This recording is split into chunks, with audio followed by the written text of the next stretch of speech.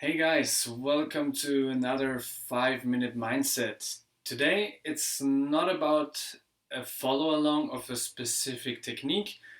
Today I want to talk to you and show you the benefits of an approach with, which helps you to improve your overall well-being, your health, your performance, and in general how you feel. So you probably developed a pretty good habit during these times, during these weeks, by, for example, saving times or the time to not traveling, commuting to work anymore. You probably were sitting at home the whole day and you took a break by getting outside. And if you invested the time to go into the forest or actually take the time to drive into the forest, you were exactly doing what I want to talk about today. So, if you think about it, we were embedded into nature for a very, very long time and tightly embedded into nature. And we still are. We still are embedded in whatever environment you are in. But it's that the environment doesn't fit our biology anymore. If you think about it, before the industrial before the industrial revolution, we didn't even have artificial light. And we went to bed when it got dark. Of course, we had candles. We could push the boundaries um, of our day and night rhythms a little bit, but the light was weak and it was a different light. It was not artificial light.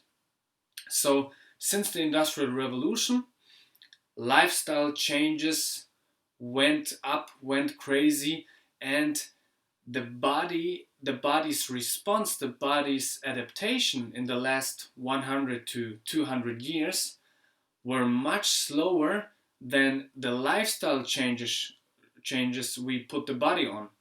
So what I want to say with that is we still are in, or the body works still with the biology of being embedded into the nature.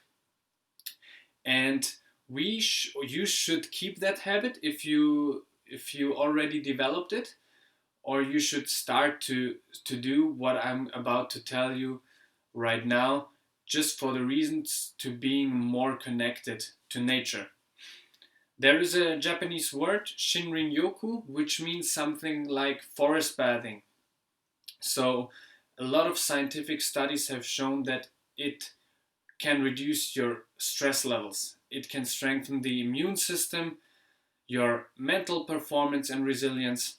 It can even lower your blood pressure and increase your heart rate variability, which are all signs for an improved parasympathetic system response. So, the parasympathetic system is the rest and digest system, which, like the name says, helps you to rest and to recover better. So, the first technique is forest bathing, going into nature, taking a walk there, 20 to 40 minutes, or any other movement which helps to lower all of these things I've shown you before. You can very well combine that with the technique of grounding or earthing, which describes the technique of actually getting in touch with the ground, with the soles of your feet, or with your hands, or any other body parts. But of course, walking on grass, walking on the ground, is the easiest option. Same thing here, 15 to 30 minutes have shown to decrease your inflammation, the general inflammatory response of the body. It can reduce stress. It can improve your sleep by improving circadian rhythm, so your natural day and night rhythm, like we talked before. Now we can push the boundaries. It gets dark at 9 or 10 p.m. right now. In winter, even way before.